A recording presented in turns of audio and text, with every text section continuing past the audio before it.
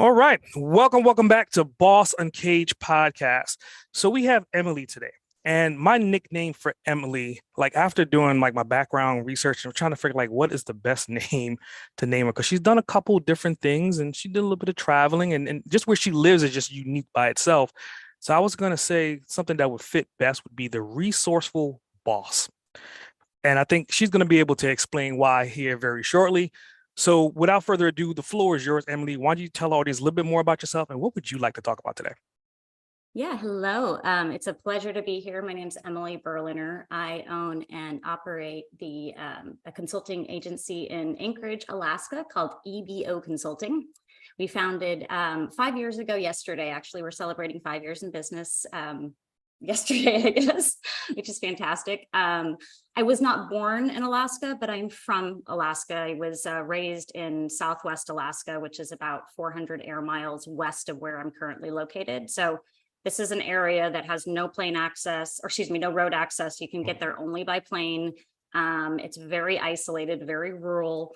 And that's where I grew up and got educated through high school. And then I went off overseas to go to university and grad school and came back and started all these different paths and experiences that brought me to where I am today with EBO Consulting. And I think that this conversation today could go in a lot of different directions, but I'm just hoping to be able to kind of share how I got to where I am and some of the kind of challenges that I've experienced, both as a woman in a small business and in kind of corporate, in a corporate environment, and also how I've been able to evolve the way we do business over the course of the past 5 years, especially during the pandemic. So that's kind of where I'm at, and I'm really excited to be here today.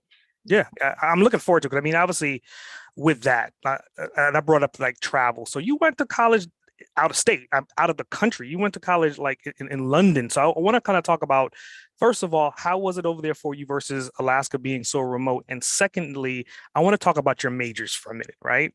Like you focus on geography and climatology, which is like nothing remotely to what you're doing right now. So I want to talk like, how did you get into that and transition to where you are? Yeah, so it's a unique story, but it's not too long. So when I finished high school, I decided to take some time off and travel. So I took what one would call like a gap year. Mhm. Went around the world. So I went to Southeast Asia, I went to Australia, I went to Europe. And when I was on the end of my trip, I visited London, and I was, a very romanticized version of my life. And I thought, oh God, wouldn't it be amazing to live in London, make that happen. And I made it happen because that's just who I am. I convinced my parents that it was a good idea to leave at 18 and pack up all my stuff. And they didn't take me over there. I just got on a plane and went, and I started my journey going to university at King's College in London. And I had been accepted into their geography program, which kind of has two sides. It has like physical geography, which is much more like climate and environmentally based information, and then social geography, which is more on the human side and like anthropology and all of that kind of stuff. And for whatever reason, I got kind of pushed into the more physical side of things. And during the course of my studies, I got really interested in climatology for some reason. Not really sure why. I think I was just aware of what was going on around us even at that time. And this was 2002 to 2005. So I got interested in it, and I had to do a thesis at the end of or an independent study is what they call it. Finished my independent study through the study of paleoclimatology, which was looking at, this is really boring, but it's basically looking at fossils to determine what the temperature might look like in the future. So if you look back thousands and thousands of years at certain like levels of like flora and fauna, then it can sometimes dictate how things might look in the future, depending on where the climate's at. It's very technical and weird, but that is something that I was kind of fascinated about. So I thought that my goal was to be an environmental researcher or somebody that kind of gets deeper into the climate and understanding where we're going to go in the future with it. But when I realized that I had absolutely zero journey in that, like to make money in that world, I needed to be a little bit more practical. So I decided to go into a real estate program that I thought might enable me to be more of like an environmental impact assessment on some of the larger development that's going on across the UK and in Europe. So I took my interest in environmentalism and the climate and tried to segue that into this real estate environmental awareness, see where I could go with that. So I studied corporate real estate and strategy to try to see where I could, cross these two paths. Thought I was going in the right direction. Everything kind of worked out. I graduated from, I had a job straight out of grad school. I was going to be kind of a valuation, like an economist expert, which I thought, yeah, I can still, if I'm an economist, I can still like get into environmental impact assessments. I figured I'd find my path. And then I came back to the States to visit my brother before he went to Iraq, because he was being deployed to Iraq in 2006. And I came back to the States for just a couple of weeks to see him. And then I returned to the UK, and I was supposed to do this because you have to leave on one visa and go back in on another visa. But my immigration officer that day was having a bad day, and I got stuck and detained in the UK for like 72 hours, and not stuck. I left the airport, but I was like stuck within this realm. I could only be there for 72 hours, but I was detained in the airport for like 7 hours, because when I entered the country, you get an entry card and you're supposed to write information on it. And one of the sections is like employment. And I was a student, legally still a student at the time, but I was transitioning to a different visa. So I put student/worker. And that was the biggest mistake I could have ever made, because they said, you can't work, you're not. And I was like, no, I'm transitioning to a different visa. She did not like that and thought that I was trying to do something that I shouldn't have done, which was not the case at all, but it just was misinterpreted. And by the end of 7 hours, it was, okay, we're going to let you go, turn in your master's thesis, and then you got to be back out on Monday. So I left, this was on a Friday. I left on Monday with as much stuff as I could, and I went back to the States, and then I tried to restart from there. I mean, obviously that's a hell of a story, and anyone that travels, there's always some kind of horror story with either visas or passports or something wrong. But then kind of just evolving your story. Then after all that, then you kind of got into like nonprofit management. You got a certificate for that. So what's the story behind that, and why did you kind of get into that space, considering that you're going from kind of earth science and you're moving it down to real estate, and now you're into nonprofit? I think when the incident happened in the UK and when I came back to the States, I was really rattled. I tried to return. I could not get my employment back in action. It was too expensive for them to do it. And so I was kind of lost for a couple of years, I'll be honest. I really didn't know what to do. I didn't know. I was very, very broken, to be very honest with you. So I actually was living in San Antonio for a few years, where my dad was located at the time, and my stepmom and my little sister. So I was trying to get my feelers out there, realized my best skill at that stage was mostly administrative and kind of office-based stuff, just because I didn't have the experience that I was about to go get in the UK. So I was kind of stuck in this weird place and trying to apply for jobs that I didn't really know much about, but I had always been nonprofit savvy. I knew about nonprofit organizations. I didn't know what the inner workings were. So I actually got a job very early on as an executive assistant within a nonprofit in San Antonio that then kind of spun me into this effective nonprofit person. So when I moved back to Alaska, I transferred those skills to a couple of other nonprofits that I was able to do project management and grant management for, that led me to the certificate. So the certification is something through this group called the 4-Acre Group here in Alaska. They support all of the Alaska nonprofits, and they partner with the University of Alaska Fairbanks to put on this certificate in nonprofit management that people can take and learn how to manage a nonprofit effectively and understand how to, work with your boards and work, so all of those different elements came together, and I have since remained embedded with nonprofits in my own business because I'm such a big fan of them, but I know a lot about them, and I'm able to see a lot of things evolve when we get involved, because I've seen it all. I've seen a lot of really good stuff. I've seen a lot of really bad stuff. Nonprofits are very fickle creatures, and you have to really be into it for the mission. If you're not mission centric, you're thinking you're going to make money. I mean, I know you can make a profit in a nonprofit. Yeah. It's just that it's how you utilize the money, right? So if you're somebody that wants to be an executive and make a lot more, I mean, nonprofits are not for you. But it's something that I'm very fascinated how there are so many nonprofits that are underfunded when there are so many grant opportunities and funding opportunities out there that just they're missed. So there's a big disconnect because you're not seeing nonprofits where they should be, because there's a really big opportunity, I think, as a country to broaden that. But it's, people don't have going back to the resourceful businesswoman, or resourceful boss, you got to have the resources, but you also have to know where to find those resources. That's the kicker. Yeah, and I mean, I think obviously that's one of the reasons why, I named you the resourceful boss, because again, you have all these different attributes, and then you compile them all together to become who you are. But then there's another side of you as well that we haven't talked about it yet, and I think it was a statement that I forgot where I saw this. It was on one of your social media platforms, and it was a catchy tagline, and I was like, okay, that kind of identifies who you are. And you were saying brings you a sense of balance and calm. So the other side of you is more so like the fitness. And I think you also made a statement about fitness is the absolute critical in your well-being. So I want you to kind of talk about your fitness world, because that's another whole aspect to everything else that we talked about that we haven't brought to the table yet. I appreciate you bringing that up. Not many people bring that up. I'm very grateful you did the research you did. Fitness is a huge part of my life.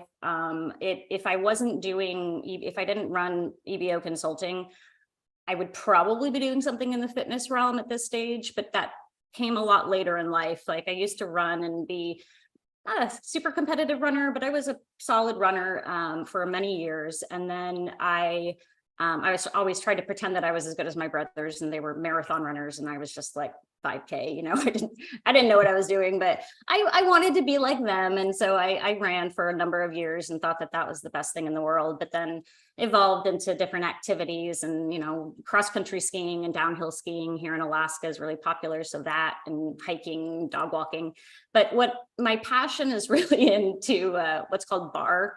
So that's like ballet inspired workouts. I actually am part of this group called the Pure Bar. So they're actually a national outfit, and they put bar classes on that are kind of combined with a little bit of Pilates and yoga and strength training and cardio. And it's a really cool, fun experience for me. But what I've learned is that it's brought me into this whole new understanding of what my body can do as I've aged, because I thought that you kind of stagnate. And if I had kept running, my joints were getting to a point where it's just I gotta figure something out to embrace fitness forever. I don't want it to just be until I'm 50 and then my joints give. So bar has brought me it's really low impact. So I've been able to really get into all these different things, more flexibility and more strength, but not having to go out and run on the pavement and screw my knees up. So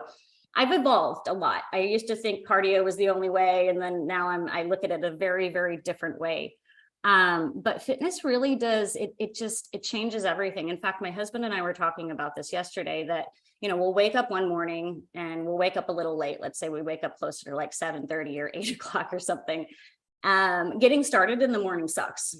It's like a 2-hour thing where we're just I'm just not feeling it.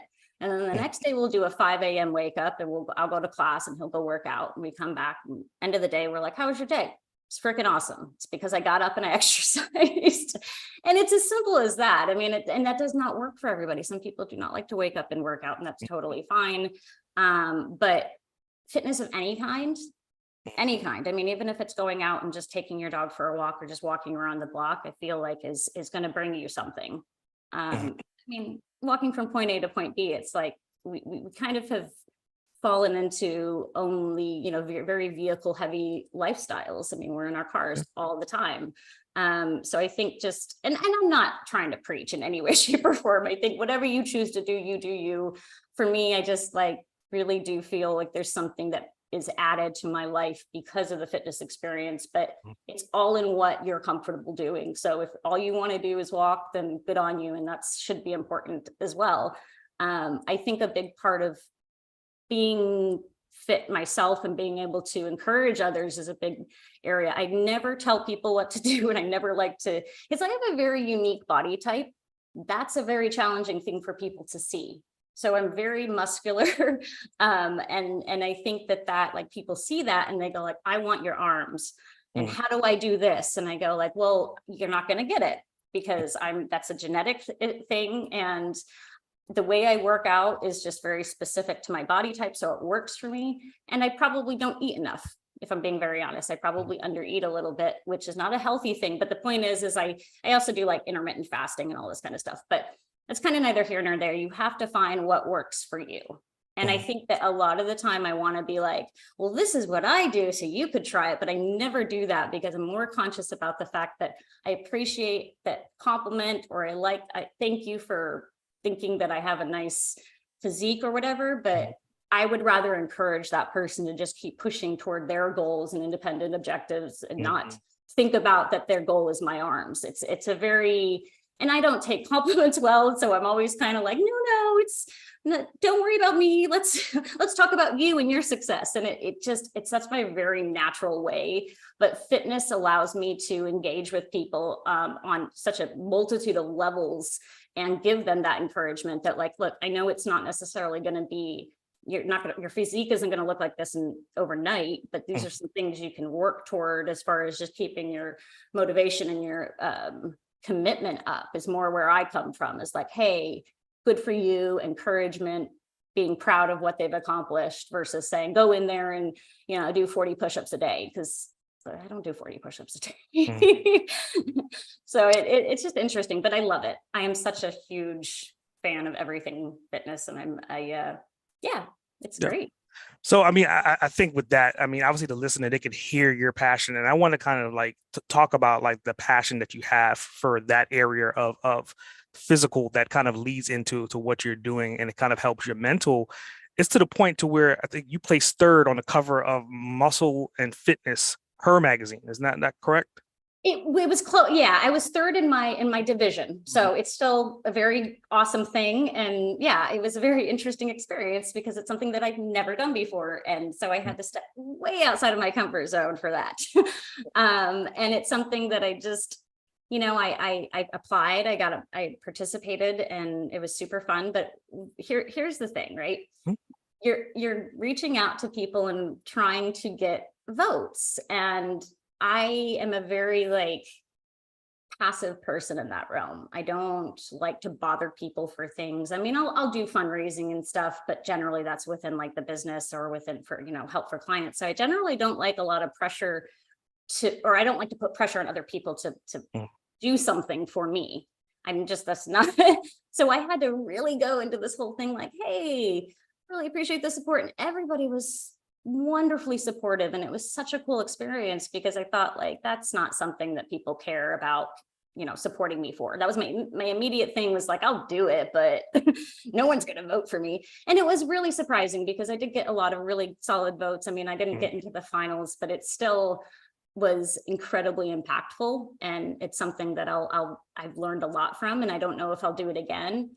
But I'm curious what other opportunities similar to that are out there that I could possibly pursue because, I think I'm unique in that, like I said, my physicality is not easily attainable. So maybe it makes me stand out a little bit. And I think that I could do something with that, but I'm not really sure what. So I'm still kind of exploring that and to see where that might lead in the future. But for now, I enjoy having it a part of my life and working out as often as I can. And that means, I work out 7 to 12 times a week. So it's a lot, but it's not like, I'm not going out there and doing the Tour de France, Yeah. Nothing like that. I'm doing more of the bar classes and the walking. So when I say workout, I'm actively doing things that frequently in the week. So Yeah. I think it's definitely ironic that you brought up the Tour de France, which kind of leads me to your husband, Mitch, and his love for riding bikes. And so both Mhm. of you guys are really big into sports. And I think that's what keeps you guys pretty level doing a joint business. Because I mean, obviously, having partners that live together that are a couple is not the usual normality in business. So I want you to kind of talk about that. Is that something that you guys, when you hit hurdles, do you guys just, he goes bike riding, you go to the gym? How do you guys kind of work that out? Literally, that is literally what we do. You just hit the like literally, if we're feeling either one of us feels overwhelmed and just crushed with either over, workloads or just something is bothering us, Mhm. he will go upstairs, get into his, bike gear, and he's normally like, I'm gonna go for a ride. It could be a 20-minute ride, it could be a 4-hour ride. It doesn't, but it's something that he needs to either clear his head or to get Mhm. himself motivated for the day. And I will do the same thing. I'll go to a bar class or take the dog out, go for a walk with a friend or something. And just, it's the only thing that I can think of to like, just, okay, we need to step away. We need to do Mhm. our own thing. And it really is something we do anyway. So it's a perfect situation in that regard. Mitch is a huge bike enthusiast. He loves being, I mean, I think he has like 4 bikes, maybe only 3, I don't know. But he's one of those people that just, he really appreciates the art of riding and like all the different things that come with it. So it's really interesting to see how he applies kind of the way he thinks about bikes to the way he thinks about other things. And it's really interesting. I find him like, I learn new things about my husband every day, and especially like in a professional setting, because you see how they do different things and how they take, personality elements from one side of something and they intersperse it with something else. And it's so fascinating. We're very fortunate though that, so Mitch is, so if you can kind of see behind me, I'm in my office. It's a home office, but he's downstairs in a separate home office. So Mhm. we're able to stay isolated during the day, which is really helpful because even, we could have joint meetings or both need to be on Zoom or whatever it might be. And this really allows us to stay separated. But as far as like day-to-day interactions, et cetera, we're, I think, just working toward the same thing. We have similar goals. We work very similarly in like the way that we deliver materials and things for our clients. The quality is, it's got to be hot, very, very at a certain standard. Mhm. And he understands how nitpicky I am. And so he, and now has become very nitpicky about all those types of things. But the point is you don't find that with somebody you just hire. You have to know them well enough to, and they need to know you well enough in order for it to work effectively in this kind of a situation. You have to have space, and you both have to be on the same page about what you're putting out there to the public.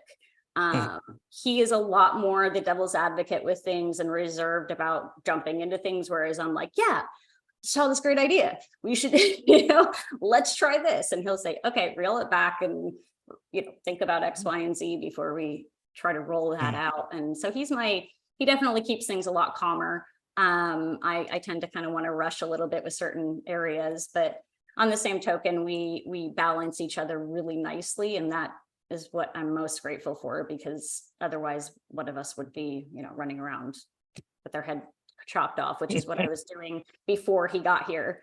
Before he joined the business, I was on my own for about 18 months, and it was a really, really hard thing because I knew that I needed somebody, but I wasn't sure if I wanted to find another partner. And I thought, yeah, I'll work with some people that I've worked with in the past. They'll be great, and da da da. And I'd interact with them, and then they'd be like radio silent about it. And then you kind of get into this.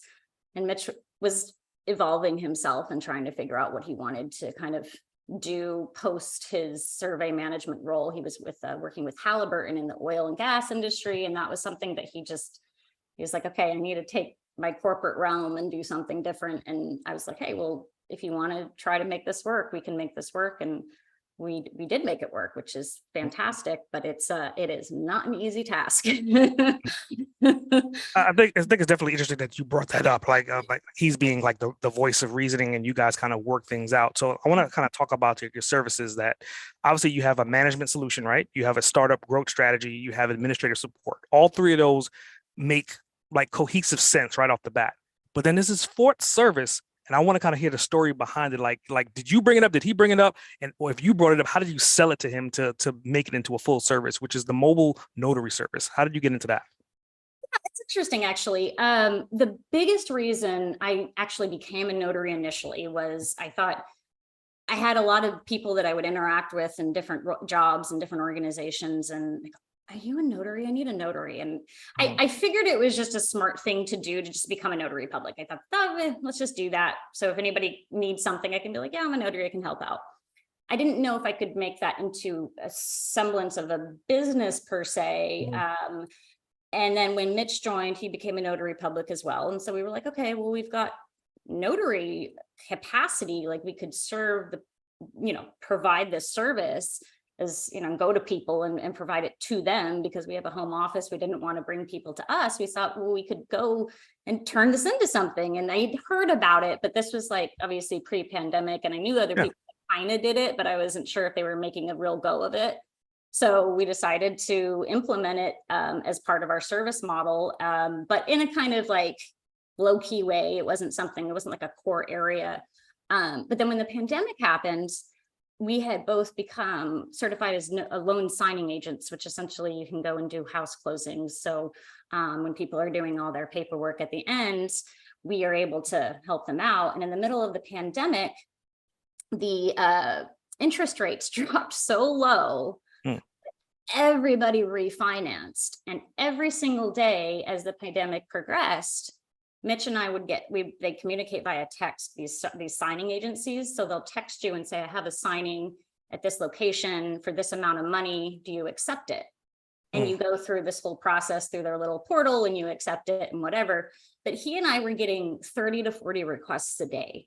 And we were like, we have to do something further with this. So at the height of the pandemic, when a lot of people weren't really doing anything else except trying to get like paycheck protection loans and EIDL and all that kind of stuff, we were still able to safely provide mobile notary services, especially for the loan signings. And so for a good 6 months, it pretty much solely sustained our business by being able to go out and go to people. We were always fully masked and vaccinated and everything and as safe as possible. But people still wanted to get their houses rate reduced, and they still wanted to close on things. So we were able to really tap into it, which was a unique thing. It's not as popular as you'd think now. I mean, we have it, we offer it, we're available, but less people are doing the refinancing. So we get like maybe 10 to 15 requests a day, give or take.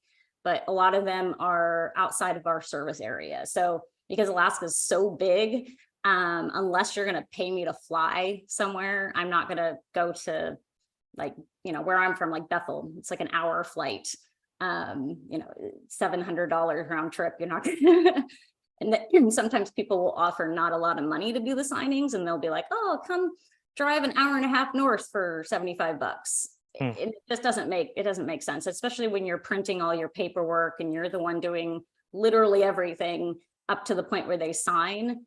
I mean, it's hours of work. And I think most signing services think it takes an hour, and it really doesn't. So they'll be like, hey, we'll pay you $75 to do this 4.5 hour thing. So you have to find a balance with it. You have to find a way to really integrate it into your day if you want to do it. It's kind of cool because we can choose whether or not we want to take assignments, but it's always available. And as long as we stay commissioned and certified, then we can offer it kind of indefinitely, which is really nice. We've thought about kind of evolving it into more of the remote online notaries that they have, but it's really not that popular in Alaska. So we were a little bit hesitant because we would only be able to serve folks in Alaska, because without a other state's commission, you can't really do anything. So we decided we'll hold off on any kind of remote service, like online service for now, until we can figure out if it's going to sustain its, be sustainable as a service. And I think that kind of segues into something else that one of the things that I think makes us unique is our ability to evolve our services, because they're kind of generalized in a way. With your admin and your startup and growth and your management solutions, we can kind of change different things around. So we're not totally beholden to, like, even though it's like our notarized services, we could add different things into that if we wanted to. We could evolve it into some other service element, whether it be the remote online notarization or something in that vein, and make some small tweaks and be able to say, hey, this is now part of our service model, without overwhelming our current clients or anything like that. It's interesting to be able to adapt based on need. And that's essentially what we've done for as long as we've been in business, because we had different service offerings initially. We realized most people were looking for X, Y, and Z and not A, B, and C. So we moved to X, Y, and Z. And it's been a very just evolutionary experience. It's like the best way. I mean, I feel like we've just kind of started out as this little nothing, and now we're blossoming, and we're actually, I think, in a sustainable mode, which is kind of where I envisioned us about this time, about year 5. And I was just envisioning it. I wasn't sure we were going to make it, but here we are. Yeah, I think it's a phenomenal story, and the reason why I kind of led us down this path, I want to kind of like make a comparison to kind of where you were and where you are. It's kind of like the Amazon story, right? You kind of start off selling one thing, which is essentially books. You find the supply and demand, and then you create these new services, and then you keep building and building. And to your point, Alaska is the largest state in the US, but it's also probably the most remote state in the US, right? So you guys have like this niche market to kind of, continue to grow. I mean, potentially there's probably more businesses in Alaska that probably need your services, but ideally you guys are just saying, okay, supply and demand is there. Let's build up and on admin solutions and keep applying that. So I want to kind of like define, because I think for you, you have multiple different characteristics that someone may see in themselves or see in a kid in their house. So I want you to kind of identify those. If you could talk about 3 to 5 key words that identify you, which would those 3 to 5 words be? Ooh, I would say that's a really good question. I would say I'm incredibly reliability, 100% reliable. I'll show up. I will, if you ask me to be there, I will be there. Encouraging. I think encouragement goes a long way. We talk about providing services and volunteering and everything. It's a sense of volunteerism when you encourage somebody and you give them a compliment and you give them some sort of like something to work on. So that semblance of like volunteerism and community mindedness, wrapped in with that is definitely something that I would use to describe me. I am pretty, I don't like to use the word spunky, but like energized. I have a lot of energy, but I try to channel it into the best part of what I can. Like I don't try to use my energy for anything that isn't going to be productive for the most part, dedication to my trade and dedication to my fitness. So trying to stay on course and really knowing that consistency is best. That's definitely something that I think stands out. And I mean, I feel like I'm pretty witty, but I have my moments where I'm also just like, I'm not naturally a blonde, but I have my blonde moments, I just sometimes have those experiences too. But I think the most important thing is that is kindness, is I'm a very kind, thoughtful human being. And I don't see the reason why anyone has any excuse not to be kind, or at least polite, or at least just a human to another human. And I think we've totally lost that. I mean, that's gone out the window in our country, but I'm bringing it back. Kindness is not lost. So I'd say, yeah, I mean, I try to be a kind human being, and I try to take that with me everywhere I go. So like this is reverse back time a little bit, and this, you grew up in Alaska. So I want you to kind of talk about like, are all these byproducts of your upbringing, or is this something that you kind of collected? So I want you to really talk about you as a kid. I want you to kind of go back, think about Emily as like a 7, 8-year-old. Were you kind of like climbing trees, doing backflips, or were you more so like the genius in the back of the class that was just always thinking and not exerting that energy? I think it was a little bit of both, but probably more kind of reserved when I was younger. Very curious, but I was a big follower. Like if my brothers wanted to play in the forests, I would follow them. I was very, very, very attached to my brothers. They're 18 months older, and 3 years older. So everything I wanted to do was follow them around. And so there was that part of my life. But as I got older, and say like, 10 preteens and then into the teens, I was very, very education driven, because that was just what we grew up in. My dad's a physician, emergency room physician. He works in urgent care now. And my mom's a nurse, public health nurse, registered nurse. And so when we were growing up, it was very just, a lot of academia and a lot of intelligence surrounded us. My parents are very, very intelligent, very down to earth people. And I think that brought us into that, into adolescence and then, teenage years. And we were able to effectively move that into our adulthood as 3 children. And now I have a little sister as well. And so she has that same kind of personality.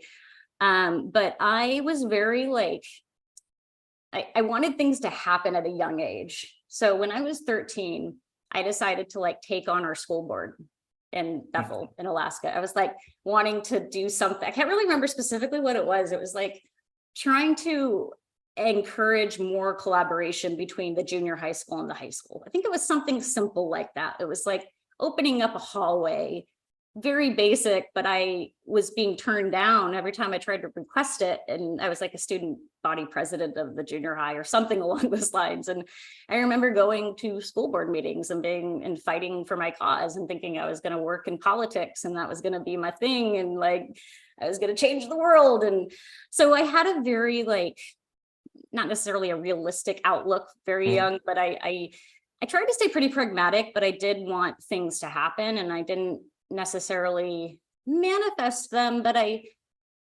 kind of let the world take me where it needed to take me. And I know that sounds a little bit whimsical, but as opportunities came up, I ran with them as long as my gut was telling me this is a good move. If something stops me, it stops me right away. But generally speaking, I'll know, and I'll be able to kind of make adaptations. But that's what I've learned over the years. The impact my parents have had has been immeasurable. My dad was a big nonprofit kind of guru and was trying to start a nonprofit organization over in Vietnam, where he was in the war as a medic, and he wanted to come back and give back to the country. So he tried to start an emergency medicine nonprofit over there to help them get more ambulances, because at the time they had very few, but he didn't have enough funding to kind of sustain it, a lot of out-of-pocket expenses, et cetera. But that experience and that journey really, really impacted me. I was wow, there's some crazy stuff you can do if you just put your mind to it. Now, obviously money is a different situation, but he really, really inspired me to think big, even though, sometimes things might seem very, very unattainable. You can make them attainable. You just kind of have to pick at it a little bit and figure out a way to get there and be resourceful, full stop. And then my stepdad, so my parents divorced when I was really young. So we all ended up in Alaska by the time I was 12, 13. My dad eventually left Alaska, relocated, but my mom stayed up there with her husband. She met an individual by the name of David, and he ran a freight and car rental company out in Bethel. And so I learned, and everything that I do, every approach I have to business came from him. He is he did everything with such a level head and with such a calmness and commitment to what he was doing. And he was passionate, but he was just warm and inviting and welcoming. And he made his business everything that I want to make my business. But unfortunately, he's no longer alive. He passed away a few years ago. So we never got to see it, but which is really sad. I mean, I don't mean to get all emotional, but it's I think he would be very proud of how far we've been able to come, because he inspired me along the way for everything, always encouraging, always trying to let me take the lead on ideas and kind of walk me through challenges, but not just tell me the answer, if that makes sense, and would teach me. I used to work with him at the car rental company, so he taught me all about mechanics and how to change tires and how to unfreeze pipes in the middle of winter. And it was crazy. Like he really had a huge impact on me as well. So my dads were, yeah, it was a big thing that shaped me. My mom as well, being the public health nurse that she was, she spent 25 years out in Bethel, traveling to these really remote villages with her backpack and all her gear to go take care of tuberculosis patients. I mean, this is like 2000, now in the 2000s, tuberculosis is rampant in Southwest Alaska. And that's just things that you don't think about. But anyway, just to see her and her passion for that job. I mean, she did some stuff that nobody wants to do. It was she was miserable in some of those locations. But again, it was just like, well, she can if she can do it, I can do it. It's didn't kill her. I think you just have to kind of have that mindset. And she really instilled that in me. And my brothers as well impacted me. I just have a family that, I'm not trying to brag, but they have just been so wonderful and supportive and just let me make my mistakes, and then said, okay, so it's all right, get back up. You made the mistake. We saw you make the mistake. We acknowledge it.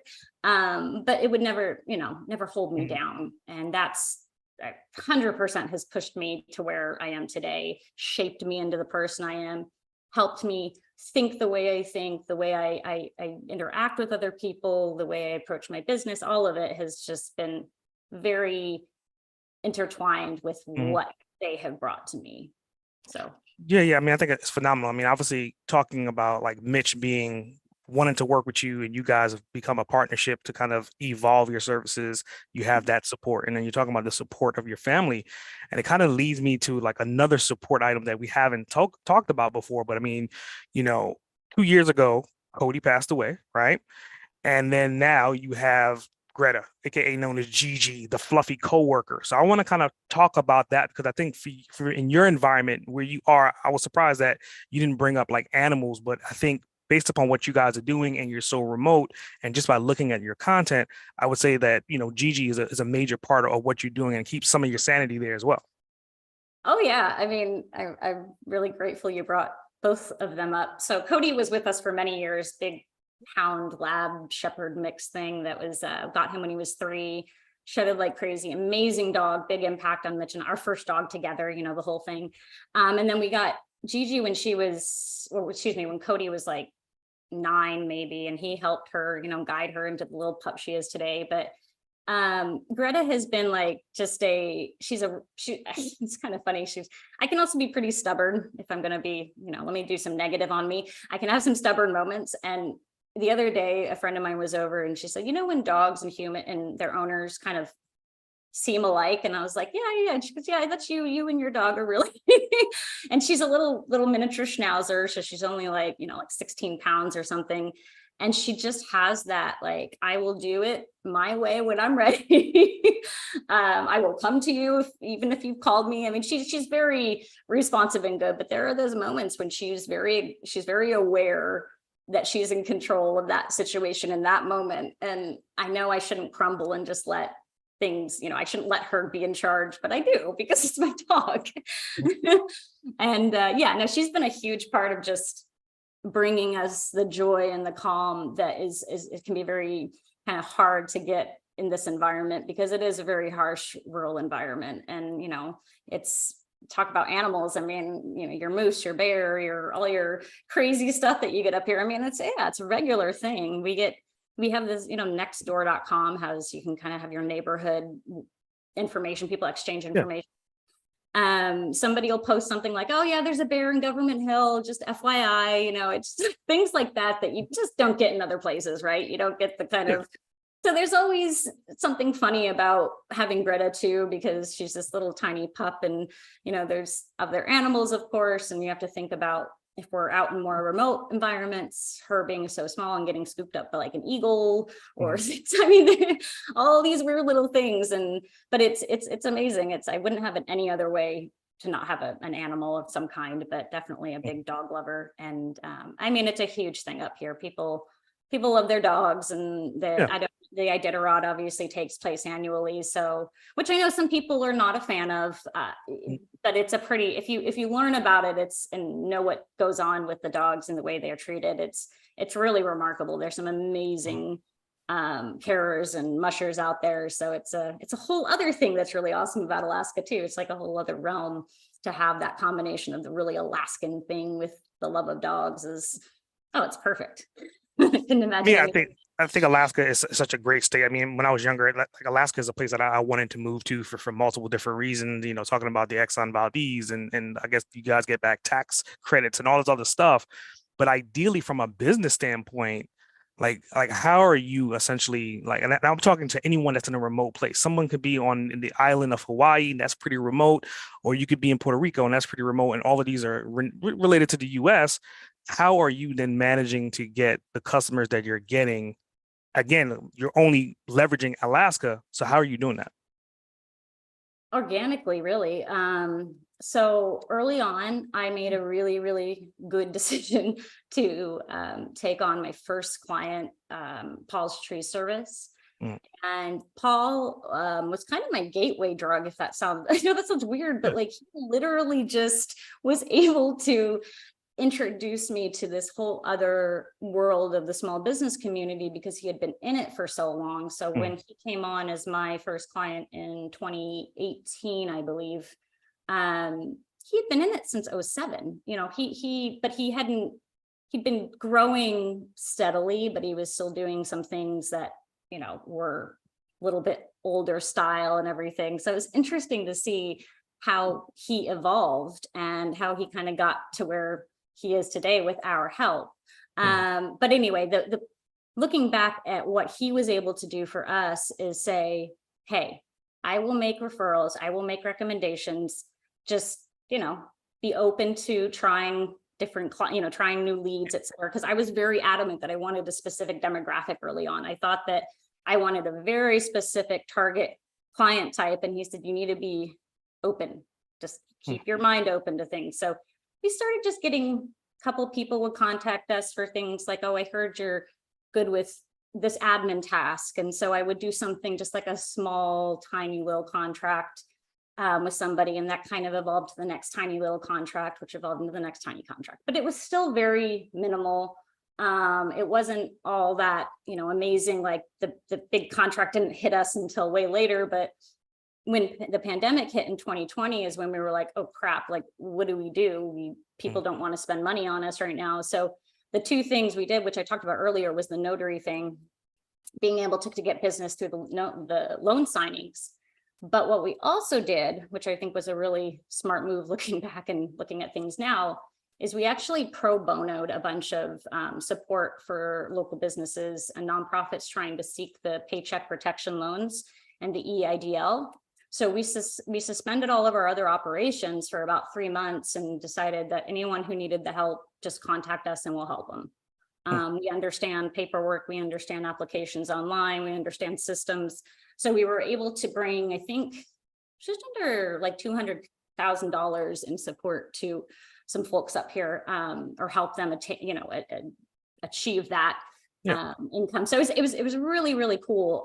But again, that was something that we did in the moment. We weren't sure if it was going to play off, and it did, because it enabled people to say like, okay, when things are better, I want to reach back out to you. And so I just think it set us on the map as this really like caring company. Like they give back. We put that out there a lot. We also shared a lot of pandemic information for, safety, security, how to maintain your operations during the pandemic. So we were able to kind of evolve there. That really attracted some different types of organizations like nonprofits which is where we kind of got into that a little bit more heavily, because their organizations were trying to operate during the pandemic without guidelines. And we were able to give them those guidelines because we did all that heavy front end research. And so that led us into kind of a more nonprofit networked community. And those whispers have gotten out.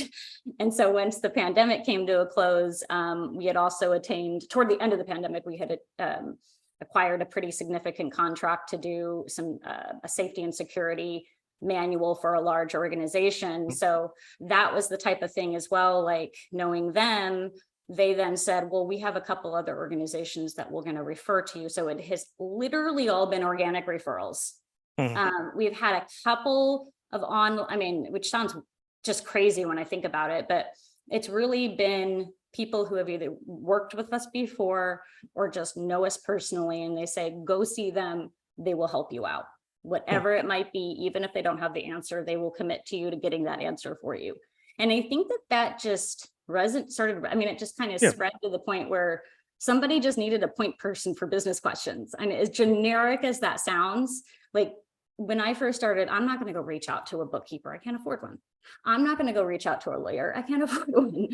But we can be a really good resource and just be available and encourage people that if they want to come talk to us later, they can. And we've gotten a lot of business that way, just giving them the space and the time and being patient. And I know it's not everybody's cup of tea. It's not necessarily the biggest revenue generating approach, but it's for sustainability purposes. We want to make sure that we're around for a really long time.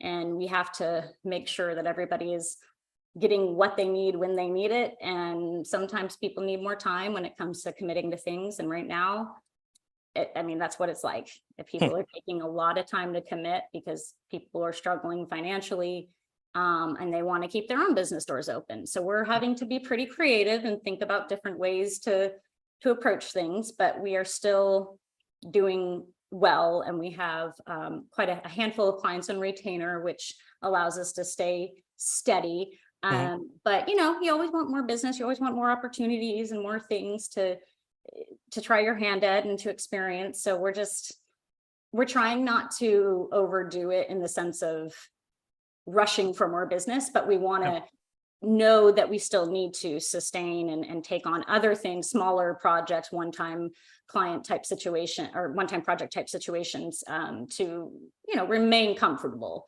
But it's been unique. I honestly, the other day, it's funny you mentioned that. I was thinking to myself, how do I market our business? Because I've never really had to. And that sounds very weird, but like, everything is always just kind of, hey, go talk to them. And then we're just really good about making sure we follow up with people. One of our biggest selling points is that we will respond to you. And in this day and age, I'm sure you can relate, I don't know if you get ghosted sometimes. We get ghosted a lot.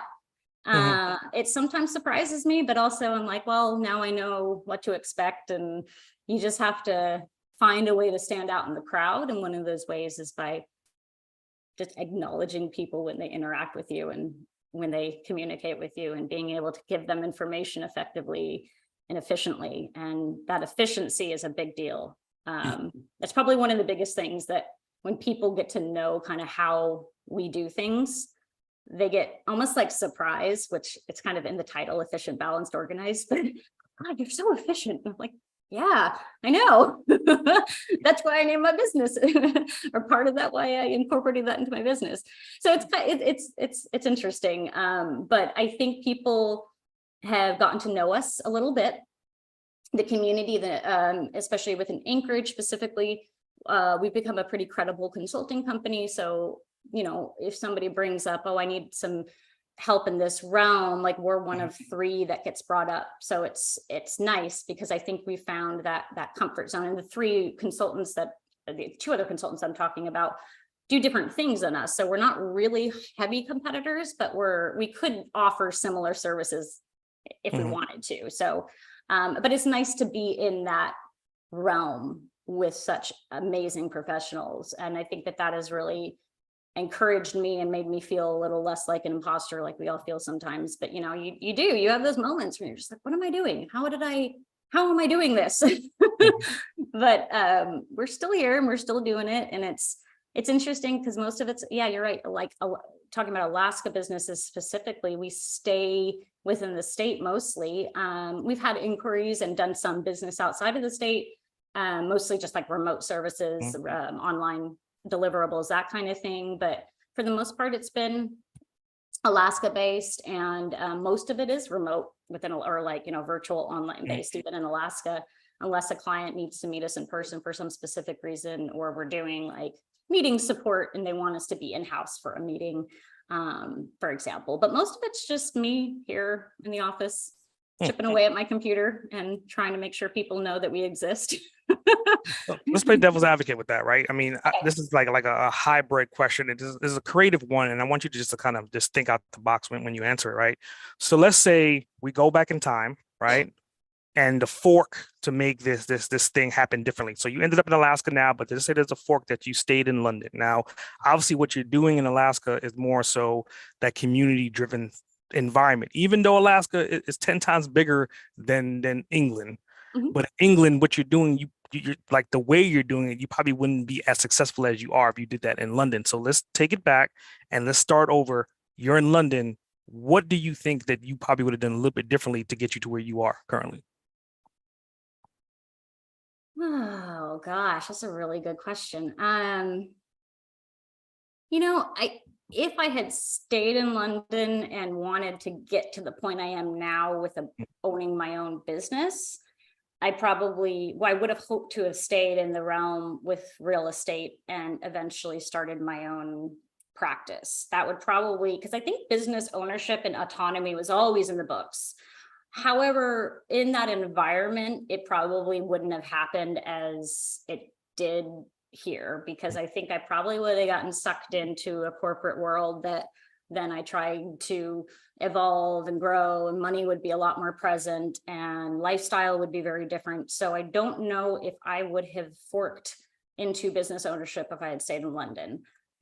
Looking back, I had some challenges and things like personally that I was trying to overcome too. And looking back, I'm so glad I actually stepped away from that, because it would have been really unfortunate if I had stayed in that environment. But London is a really, really, really unique place. And I'm not trying to say that I couldn't make it work over there. I kind of have thought about engaging with other consultants in that area to see what opportunities are like in the area too, because I'd love to be able to work internationally and legally, of course. But it's just really interesting, because I don't know if this would be happening. Like you and I would probably not be having this, or we definitely wouldn't be having this conversation. Well, who knows? Maybe we would. Probably. I mean, there's no telling, right? I mean, that's the beautiful part about business on an international level. I mean, you can never know when your roads are going to cross. Exactly. It's Yeah. London was a great experience. I'm so glad it happened. But I really do envision, or I did envision, a very different life there and a very different path. But I think maybe I would have gotten into this realm anyway. Maybe it was a natural progression, but I don't know if it would have happened maybe as quickly, or maybe it would have happened quicker, and then maybe things wouldn't have worked out. I don't know. I believe in timing and, trying to find your path when it's ready for you, but you can still go look for it 100%. But at the end of the day, I think Bill Clinton said this, we're just passing through. That's it. So, I mean, taking that last statement about passing through, like, and going back to the example about the fork in the road, I want you to kind of give some words of wisdom to a listener that's listening to you. And again, you've had multiple different disciplines, you jumped into multiple different things, you were finding your way. This person is listening, maybe going through the same thing right now, and they may not see the light at the end of the tunnel. What words of wisdom would you have for them to help them to continue on their path? Don't be afraid to ask for help. And be very, very honest with what it is you need help with. Sometimes I think if you really want to make it work, you will make it work, but it's not going to be instantaneous. Do not have immediate expectations. Unless you're a very, very lucky human being, things will not happen overnight, as sometimes we see portrayed. Take your time, do your homework, do your research, due diligence, corporate record keeping. And I'm being very, very serious. You want to build a foundation that will get you into your first bank account, your first card, you can get everything set up, but you need to establish those foundations. I think that understanding those foundations as well, not just becoming an LLC, for example, understanding what being a limited liability company means.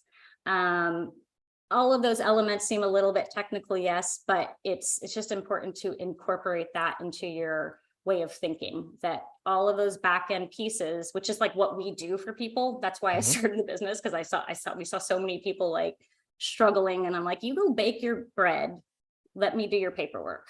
Like that was kind of the idea. So I think that if you just let yourself kind of evolve with what it is you're doing, you'll see yourself change in your approach as well. So that's kind of just natural progression in anything. But like I said, be honest with what you need help with. Don't be afraid to reach out. There are free resources out there. And just do what you can. You're not going to know everything. I don't know everything. Nobody knows everything. You're going to have to, and if you don't know it, go figure it out. If you're in the line of work where you're a service-based person and your client asks you something and you don't have the answer immediately, go get it. Tell them you'll get it to them.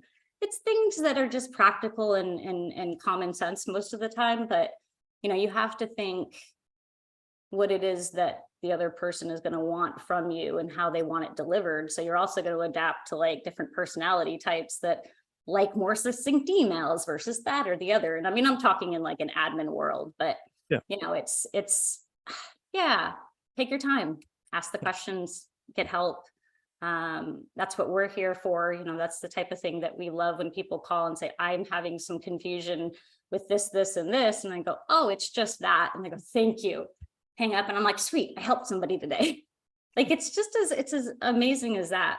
But yeah, that's about the best words of wisdom I can give at this stage, but I'm sure there's other things that I could reel off about, but Well, I think this is a hell of a segue, because I mean, obviously, you're talking about asking for help. You're talking about being resourceful, right? And again, I named you the Resourceful Boss for a reason. So ideally, if someone's listening and they're like, you know what, she's telling me to ask for help, I'm going to ask you for help. How do they get in contact with you to get some help? Yeah, so you can email us directly, which we're perfectly fine with. That will come to us. It's not going to some bot automation thing, which is team@eboconsultinginc.com. And then you can book a consultation with us directly from our website, eboconsultinginc.com. And there's a little thing that says book a consult. You can also contact us in the little contact form there. But again, emailing is probably going to be your quickest, most streamlined way of saying, hey, I'm curious about this, or can we set up a phone call with this? If you know your schedule, go online and book the consult directly, because then you can just get a space on our calendar. Alternatively, you can call us. If you're a phone person, feel free to call us at 907-830-6201. It's our work office cell. We do texts as well. We like to be as available as possible to people, so you can really reach out to us in any number of ways. And please, even if it's just a question, I'm from a purely non-sales perspective, like if you just have a weird question and you need some quick answers, like hit us up. We might know the answer, or we'll figure it out for you. Yep. I think it's phenomenal that you brought up the whole automation and you guys responded, because I remember reading something, I think it was on your Instagram page, about one time Vogue contacted you and your husband about wanting to use an image for usage rights. So they contacted you guys directly. So again, you're not a bot, like you actually got it. And it was just kind of like, how did they even find it, right? So, I mean, obviously you're behind the scenes, you're leveraging like the manpower between you and your husband to kind of do these things. So like going into another twist of this, right? I wanted to kind of understand like your education path. You had multiple different levels of education. You traveled for education, but ideally, are you an avid reader, or are you more of like an audiobook person because you're always working out? And if you are more in the audiobook realm, like what books do you recommend that you've listened to help you become who you are? So I'm not as heavy a reader as I'd like to be, and I don't listen to as many audiobooks as I should, but I listen to a lot of podcasts. I have listened to yours a handful of times, which is excellent. The .com magazine, which I was on, is actually really cool. The individual that does all the interviewing just kind of does a story time very similar to this, but is just ask some very unique, pointed questions, very similar to this experience. I do listen to that a lot just to gauge what other people are doing in different industries.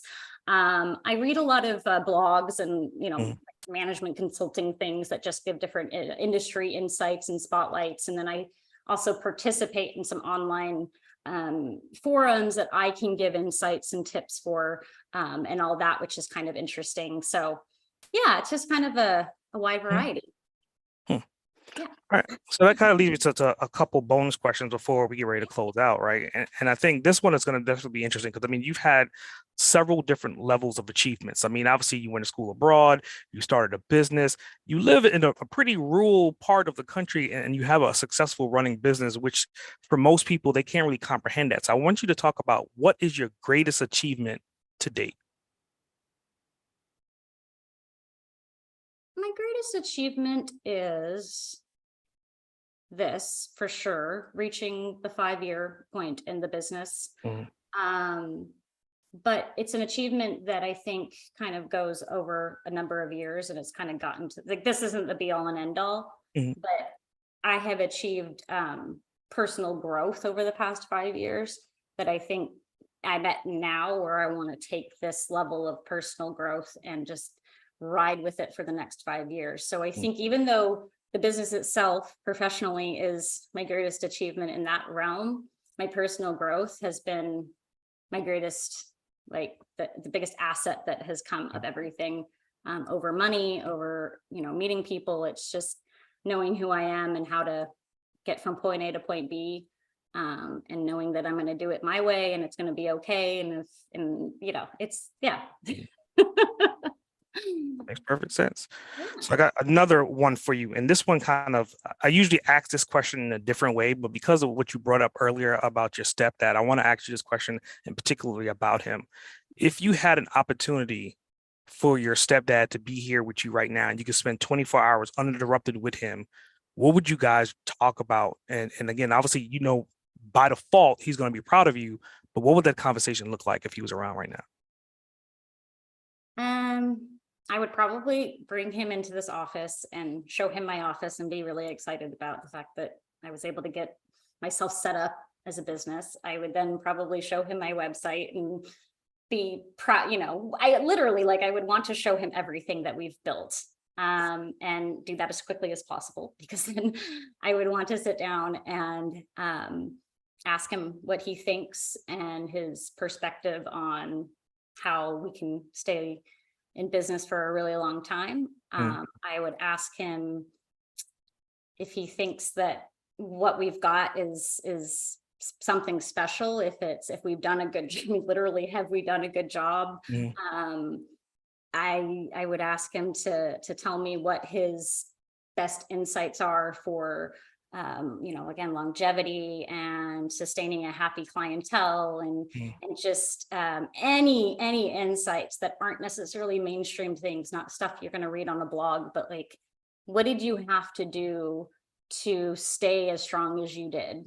Like, what did you have to cut certain corners? Did you have to, what barriers, et cetera, et cetera.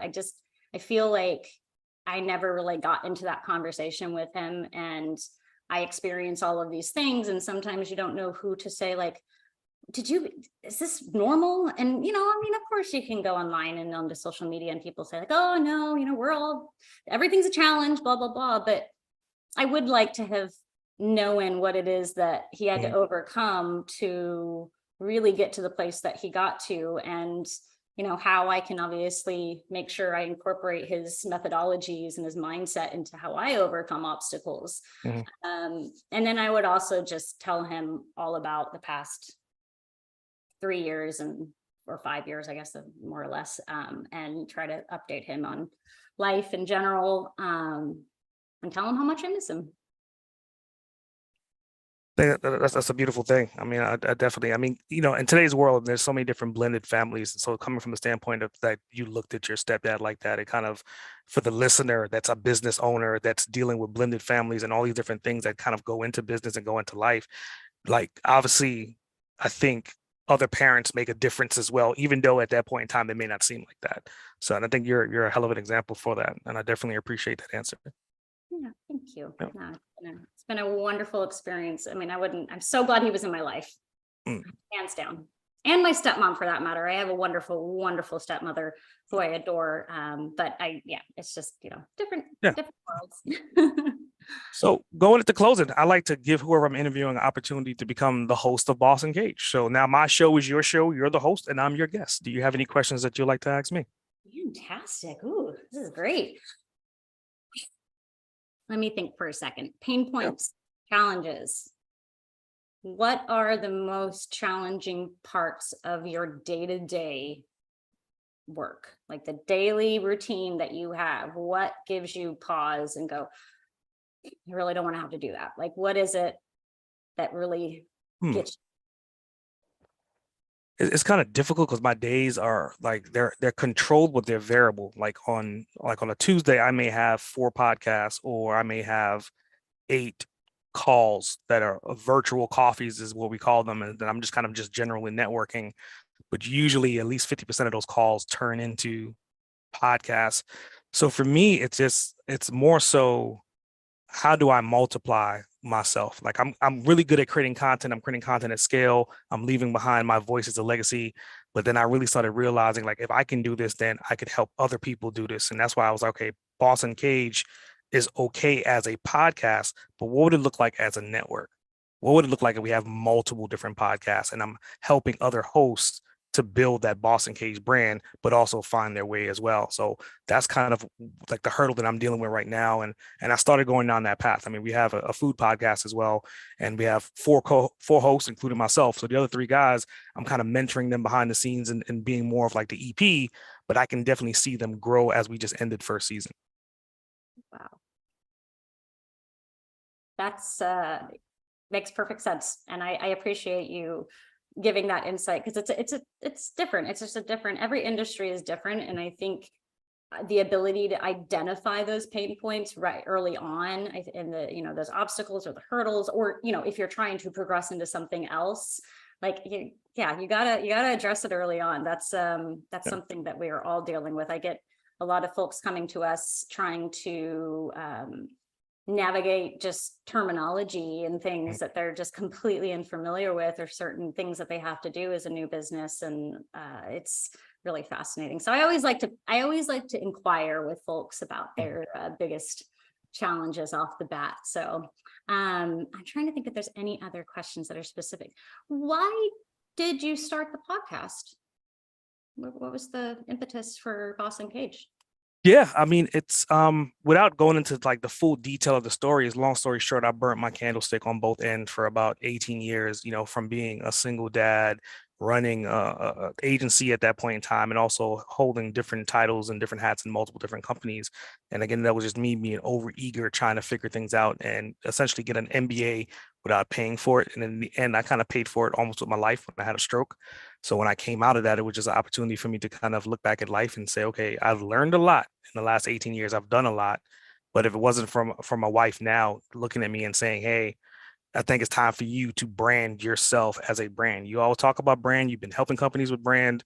What would it look like if you became a brand? And I was like, well, let me take everything I've been doing, take about 18 months to recover. And then Boss Uncaged was created. And essentially I did what we talked about. I became a brand, and that's kind of where the story is right now. But obviously now that I am a brand and my company is a brand, it was like, okay, now what else can we do? How else can we give back? How else can we educate? How else can we grow? Because I'm finally at the point to where I wanted to be 18 years in the past. I'm finally there now. I was just wish I would have thought about it earlier instead of me having to die to figure it out. Gotcha. That's awesome. I'm so sorry that you had to go through that, though, to get to where you're at, but grateful you're where you're at, because you're doing some awesome stuff. And it's really a privilege to speak with you. 100%. This has been so awesome. I don't have any other specific questions, but I could compliment you all day for being such an amazing podcast interviewer, because this has been so much fun. Did you have anything else for me? No, I think going into closing, I think that now I know you said earlier you don't deal well with compliments, but I'm obviously going to give you a compliment. I think that you're a phenomenal individual in your journey, because I mean most people, they don't allude to like the multiple different disciplines that you went into to become who you are, and not only conquering different learning things on each platform, but how do you consolidate them all into a seamless business? And that's what I see from what you've learned and gathered to the point to where you are. So I think you're a hell of an inspiration, both for men and for women. And collectively in the place that you're doing it, like it's like if they always say you can make it in New York, you can make it anywhere. And I'm saying, well, shit, if you can make it in Alaska, you could pretty much make it anywhere, like literally. So I definitely appreciate you being a guest on the show today. And I thought you brought a lot of value to the show. Thank you so much. This has been such an amazing experience. And I could honestly talk to you all day because I could share so much information and stories and pick your brain, but that is for another day. Yes. Yes.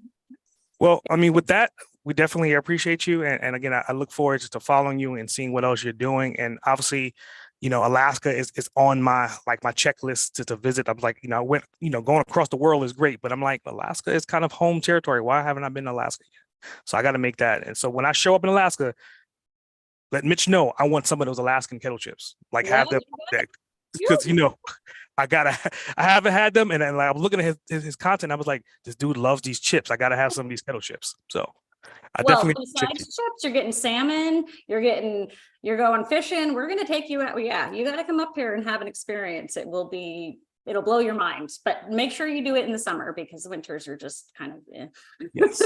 Yeah, summertime, 22 hours of daylight. I can live with that. That works. Right here. Well, I definitely appreciate you. And once again, if anyone is listening, I definitely want you to kind of take heed to this episode, reach out to the Resourceful Boss, because that's who she is. She's a resource that actually gives back so much more than just the admin work that she does. And I definitely appreciate her for that. Thank you so